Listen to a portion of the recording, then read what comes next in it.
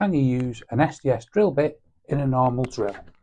So here we have an SDS drill bit, as you can see here by the end. Can I use it in an ordinary drill like this and not an SDS drill? Now the answer is, quite simply, not really. Because when you put it in, you see the shape there? This does not grip properly, and under any load it will come loose because of that shape. So once the load gets heavy, this will then start to slip. However, with that said,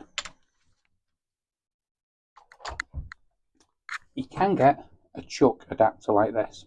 Now this one is for an SDS drill, but you can get one for an ordinary drill, which is built for SDS bits.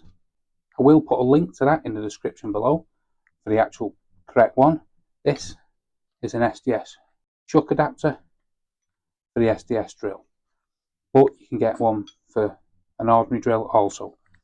However, ordinary drills aren't really built for SDS drill bits because these are built for heavy load and they're not.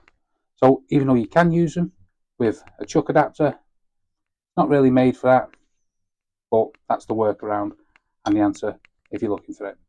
Yes and no. So hopefully that helps you out. If it does, smash the like, smash the subscribe, and thanks for watching.